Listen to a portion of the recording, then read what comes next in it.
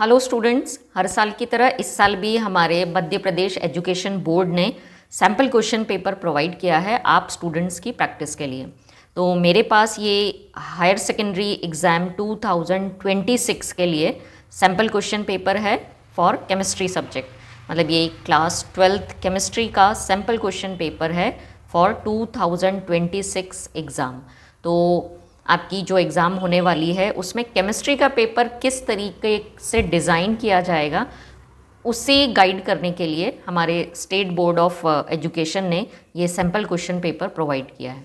देख लेते हैं सैम्पल क्वेश्चन पेपर किस टाइप का है। इससे हमको एक तो क्वेश्चन के पैटर्न का आइडिया लगता है, दूसरा हमको मार्किंग स्कीम का भी आइडिया लगता है कि किस चैप्टर से किस टाइप के क्वेश्चंस, कितने मार्क के लिए क्वेश्चंस पूछे जाएंगे।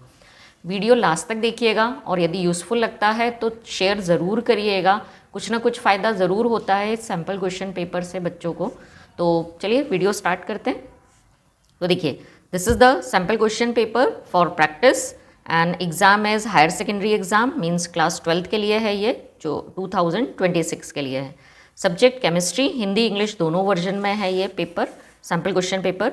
आपको फाइनल एग्ज़ाम में भी जो टोटल नंबर ऑफ़ क्वेश्चंस होंगे वो 20 होंगे। पेज नंबर में भी 9 पेजेस होंगे। टाइम आपको 3 आवर्स का मिलेगा और मैक्सिमम जो मार्क्स होंगे आपके केमिस्ट्री थ्योरी पेपर के 70 मार्क्स होंगे। मतलब आपका केमिस्ट्री का थ्योरी पेपर क्लास 12th का 70 मार्क्स का होगा। ठीक है। कुछ इंस्ट्रक्शंस यहाँ दिए हुए हैं फर्स्ट पेज पर, जैसे कि all questions are compulsory. Second, question number 1 से 5 तक ऑब्जेक्टिव टाइप के क्वेश्चंस होंगे और मार्क्स टोटल ये जो सेक्शन होगा 1 to 5 ये 28 मार्क्स के लिए होगा। Next, question number 6 to 12 each question 2 mark के लिए होगा। Short answer, very short answer type के ये क्वेश्चंस होंगे। वर्ड लिमिट 30 दी हुई है तो आपको उसी के अकॉर्डिंग तैयारी करनी है इस सेक्शन के लिए। नेक्स्ट जो है अगला सेक्शन रहेगा क्वेश्चन नंबर 13 से लेके 16 तक का, और ये शॉर्ट आंसर टाइप के क्वेश्चंस रहेंगे और ईच क्वेश्चन 3 मार्क्स का वेटेज रहेगा। मतलब ईच क्वेश्चन 3 मार्क का होगा और वर्ड लिमिट है इसमें 75 वर्ड्स की लिमिट है। नेक्स्ट जो सेक्शन है क्वेश्चन नंबर 17 से लेकर 20 तक, ये भी 4 क्वेश्चंस होंगे, लॉन्ग आंसर टाइप के क्वेश्चंस होंगे and each question carry 4 marks. ठीक है। वर्ड लिमिट यहाँ रहेगी 120 वर्ड्स की वर्ड लिमिट रहेगी। क्वेश्चन नंबर 6 से लेकर क्वेश्चन नंबर 20 तक जो होगा, ईच क्वेश्चन में इंटरनल चॉइस मिलेगी आपको। मतलब और में एक और क्वेश्चन मिलेगा आपको, तो आप आइदर और ऊपर या और वाला क्वेश्चन अटेम्प्ट कर सकते हैं। तो ये तो हो गए इंस्ट्रक्शंस हमारे जो क्वेश्चन पेपर है उसके लिए। अब चलिए देख लेते हैं कि 2026 में होने वाली केमिस्ट्री की एग्ज़ाम के लिए किस टाइप का जो सैम्पल पेपर है वो बोर्ड ने हमको प्रोवाइड किया हुआ है। Question number 1 MCQ, choose the correct options. और फर्स्ट MCQ है mixture of copper and zinc is example of. तो देखिए, कॉपर और जिंक दोनों ही मेटल्स हैं, दोनों ही सॉलिड हैं। So this is the example of solid solid solution. So the correct option is option B, that is solid solid solution. Next is weak electrolyte is. Out of these 4 आपको weak electrolyte find करना है। तो week electrolyte है हमारा acetic acid, ये option D correct option है। Next, elements और ions which contains unpaired electron. जिन एलिमेंट्स या आयंस के पास अनपेयर्ड मतलब सिंगल इलेक्ट्रॉन्स होते हैं वो उनका मैग्नेटिक नेचर आपको बताना है। तो correct option is option A, that is paramagnetic. Correct option is paramagnetic, A option correct option है। फोर्थ क्वेश्चन जो है, फोर्थ MCQ जो है, chemical formula of chloroform is. Chloroform का आपको केमिकल फार्मूला बताना है। So the correct option is option B, that is CHCl3, है ना। ट्राइक्लोरोमीथेन इज द, या methyl trichloride is the correct formula for chloroform. Next we have the hybridised state of carbonyl carbon. Carbonyl compound मतलब aldehyde, ketone और कार्बो ऑक्सिलिक acid में ये जो C double bond O group होता है, इसमें कार्बन का हाइब्रिडाइजेशन स्टेट क्या होता है। तो करेक्ट आंसर है option B, that is sp2। Next question number जो सिक्स्थ MCQ है, nature of zwitter ion. Amino acid का ये बाइपोलर आयन है जिस पर प्लस और माइनस दोनों चार्जेस होते हैं। तो nature of zwitter ion is acidic, alkaline, neutral, इनमें से कोई भी नहीं। करेक्ट ऑप्शन है एम्फोटेरिक।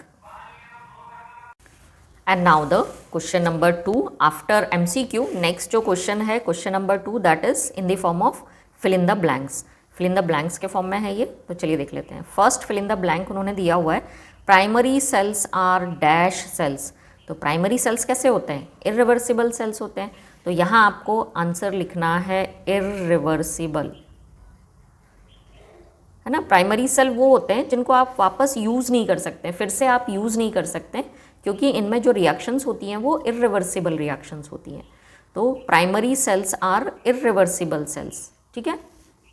नेक्स्ट है द पीरियड और time in which a reactant remains half of its original quantity is called. तो वो टाइम पीरियड जिसमें रिएक्टेंट अपने इनिशियल कॉन्सेंट्रेशन का हाफ बचता है ना, आधा हो जाता है, उस टाइम पीरियड को या उस पीरियड को बोला जाता है half life. So that is called half life, ठीक है। तो फिल इन द ब्लैंक में आपको लिखना है हाफ लाइफ, जिसको हम T1/2 से डिनोट करते हैं। Third fill in the blank है number of electrons in 3D orbital of a valence shell of group 11 element is. देखिए 3D सीरीज का है ना, जो आपका एलिमेंट है ग्रुप 11 का है, तो ये कॉपर के बारे में बात कर रहे हैं। और 3D सीरीज के ग्रुप 11 के एलिमेंट में D ऑर्बिटल में होंगे टोटल 10 इलेक्ट्रॉन्स, D10 और 3D10 4s1 का कॉन्फ़िगरेशन होगा। So the correct option is 10 electrons, है ना। अनयूजुअल इलेक्ट्रॉनिक कॉन्फ़िगरेशन होता है कॉपर का, 11th क्लास में आपने पढ़ा होगा। So the correct option is 10 electrons. Next fill in the blank है chemical formula of carbolic acid. देखिए carbolic acid another name of phenol है, फिनॉल को कार्बोलिक एसिड भी बोला जाता है। तो आपको फिनॉल का केमिकल फार्मूला देना है यहाँ पर। सो केमिकल फार्मूला इज C6H5OH, या आप बेंजीन रिंग बनाइए और उस पर OH ग्रुप लगा दीजिए, ठीक है। सो chemical formula of carbolic acid is C6H5OH which is phenol, है ना, बट आपको फार्मूला लिखना है। Next Hoffmann bromide reaction is used in the dash of organic compound series descending, है ना।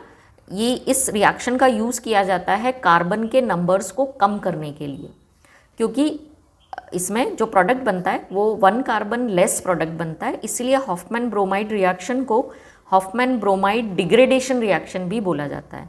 सो descending of organic compound series के लिए, मतलब कार्बन नंबर कम करने के लिए इस रिएक्शन का यूज़ किया जाता है। नेक्स्ट है dash bond is formed during the formation of disaccharide from monosaccharide. तो मोनोसैकेराइड्स आपस में किस बॉन्ड्स के थ्रू जुड़ते हैं डाइसैकेराइड बनाने के लिए? तो आपको मालूम है वो बॉन्ड है ग्लाइकोसाइडिक बॉन्ड। ये स्पेशल बॉन्ड्स हैं जो कि स्पेशल टाइप के बायोमोलिक्यूल में प्रेजेंट होते हैं। So the name of bond is glycosidic bond, जो कि 2 मोनोसैकेराइड यूनिट्स के बीच में प्रेजेंट होता है। So these are the answer for your fill in the blanks.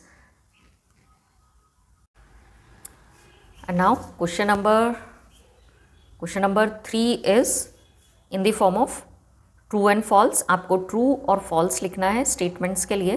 So first statement जो ये दे रहे हैं कि 1.0 ppm quantity of fluoride ions present in water prevents the tooth decay.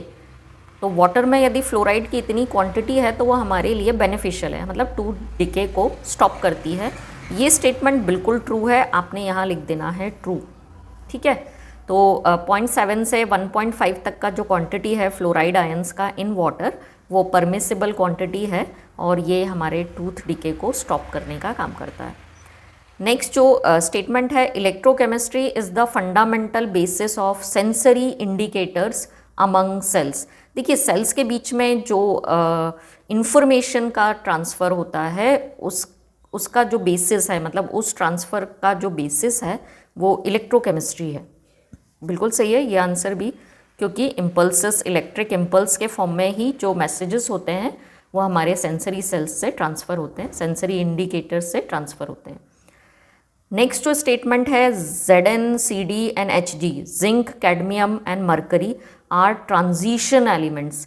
ये ट्रांजिशन एलिमेंट्स नहीं है, ये डी एलिमेंट्स हैं। डी ब्लॉक की मेटल्स जरूर हैं, लेकिन इनको ट्रांजिशन मेटल्स नहीं कंसिडर किया जाता क्योंकि इनके पास फुल्ली फिल्ड डी ऑर्बिटल्स हैं।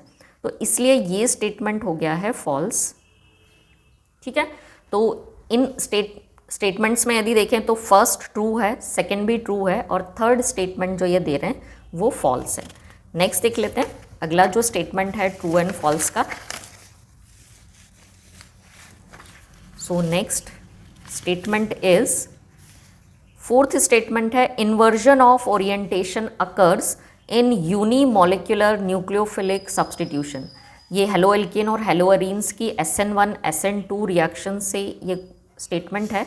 तो ये बोल रहे हैं कि जो SN1 रिएक्शंस है उनमें इन्वर्जन होता है ओरिएंटेशन का।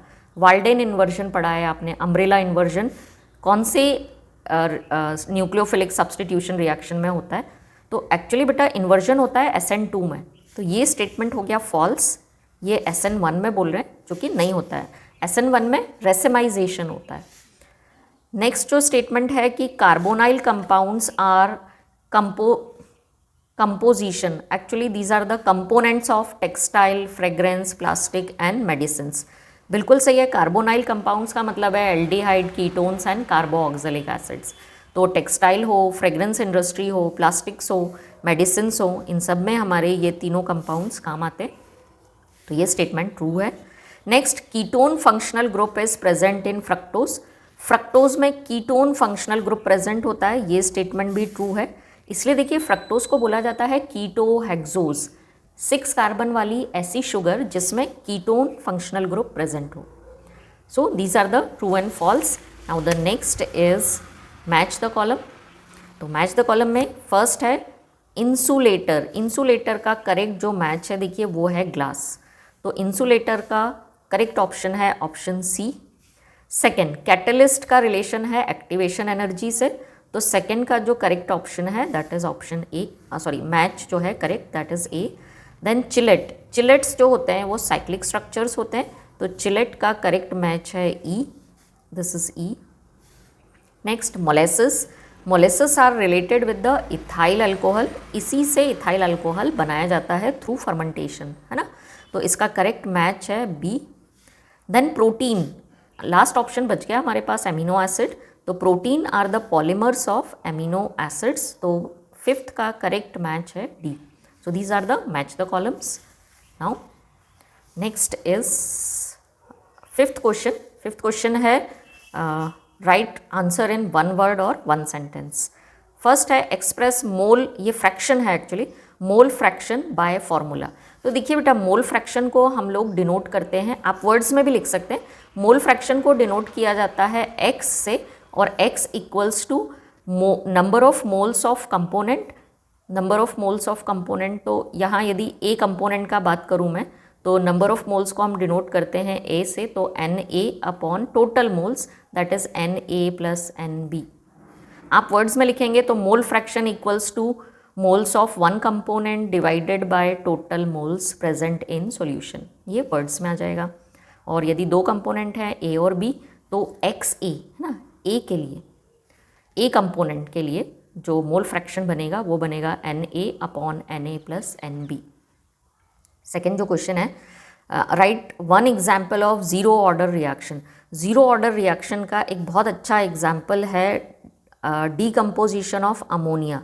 तो NH3 का जो डीकम्पोजिशन है, रिवर्सिबल रिएक्शन है, it decompose into N2 plus H2, balance करिएगा 3H2 N2, हाँ। तो 2NH3 gives N2 plus 3H2 Pt, platinum की प्रेजेंस आप बता सकते हैं एज अ कैटलिस्ट। तो this is the example of zero order reaction, मतलब जिसका जो रेट ऑफ रिएक्शन है, जो हाफ लाइफ पीरियड है वो जीरो ऑर्डर रिएक्शन का ये एग्जाम्पल है। रिमेनिंग बातें अपन आगे करेंगे। नेक्स्ट थर्ड जो है, right coordination number of zinc in ZnCO का 4 टाइम्स। इस कॉम्प्लेक्स में आपको इस जिंक का कोऑर्डिनेशन नंबर बताना है। तो देखिए जितने मोनोडेंटेड लिगेंड्स इस मेटल से जुड़े रहेंगे वो उसका कोऑर्डिनेशन नंबर होगा। तो जिंक से 4 CO लिगेंड्स जुड़े हुए हैं, तो इसका कोऑर्डिनेशन नंबर है 4, आंसर इज 4। ठीक है, तो next last two one word answers. Next है कंप्लीट, ये इक्वेशन दी हुई है, आपको इसका मेन प्रोडक्ट लिखना है यहाँ पर। तो एक्चुअली साइनाइड से एल्डिहाइड बनाने का ये प्रोसेस है, तो आपने यहाँ बिल्कुल कॉन्फिडेंस के साथ लिख देना है RCHO, ठीक है। तो ये आंसर यहाँ पर है। एल्डिहाइड साइनाइड से पहले रिडक्शन किया जाता है, एक इंटरमीडिएट कंपाउंड बनता है और उसका फिर वाटर के साथ रिएक्शन करा के RCHO और इस हिसाब से प्लस NH3 बनेगा, तो ये प्रोडक्ट बनेगा। अगला क्वेश्चन है लास्ट वन वर्ड आंसर जो है, that is right chemical formula of Hinsberg reagent. Hinsberg reagent primary, secondary and tertiary amines को आइडेंटिफाई करने के लिए, डिफ्रेंशिएट करने के लिए ये रिएजेंट यूज़ किया जाता है। इसका केवल आपको केमिकल फार्मूला लिखना है। तो हिंसबर्ग रिएजेंट का जो केमिकल फार्मूला है दैट इज C6H5SO2Cl, है ना। आपको ये फार्मूला लिखना है और नाम है इसका बेंजीन सल्फोनाइल क्लोराइड, बट आपने केवल फार्मूला लिखना है यहाँ पर और कुछ नहीं। तो ये मैंने सारे 1 मार्क क्वेश्चंस के आंसर इस वीडियो में आपको बता दिए हैं। अगले वीडियो में हम थ्योरी पोर्शन देखेंगे, क्वेश्चन नंबर 6 से आगे की हम बात करेंगे, तो उस वीडियो को भी ज़रूर देखिएगा। और आप सबसे रिक्वेस्ट है कि इस वीडियो को ज़्यादा से ज़्यादा शेयर करिए, क्योंकि ये सैम्पल पेपर जो है वो हो सकता है बहुत सारे बच्चों को उनके स्कूल के थ्रू अवेलेबल ना हो पाए किसी भी कारण से। तो प्लीज़ ये वीडियो ज़्यादा से ज़्यादा शेयर करिए और अपने फाइनल एग्ज़ाम की तैयारी के लिए अभी से जुट जाइए।